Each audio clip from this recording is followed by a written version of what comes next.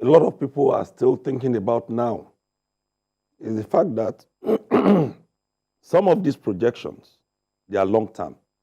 We are talking about 9 months, 24 months, and the rest.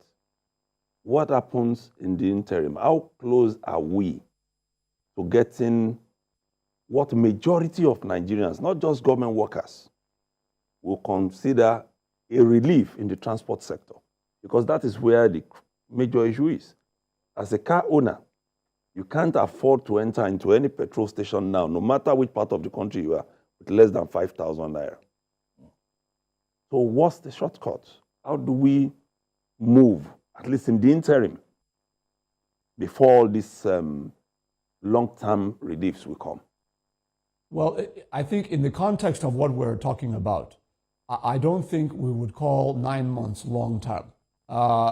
This is, I think, by any planning, projection, 0 to 9 months would constitute short-term as part of a long-term strategy. But what I would say is that we are not in the business, and I've said this to various audiences in recent days. We're not in the business of making false promises. We will only tell Nigerians what we know we can do. I think part of the reason why Nigerians have hold so much skepticism toward government is that they've been told that they will receive things that they don't end up receiving. So we want to stay on the path of truth. We want to tell people what we can do within the legitimate realities and financial constraints that we currently have, and to bring that amelioration of suffering in the country. But what I will say is this to your question. We have already put together the financial package for the transportation companies to access in immediate effect.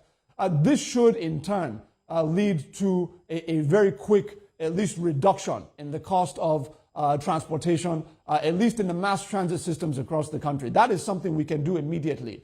The president has already put in place, signed 4 executive orders that have suspended taxes that would have already hit companies such as mass transit companies and many others across the country that will no longer be in effect as a result of the suspension caused by his executive order, which he signed, meaning that these transport companies and many others are having more expendable internal revenues that they can now use to create a buffer for users of those mass transit systems. That's in the immediate term, not in 9 months.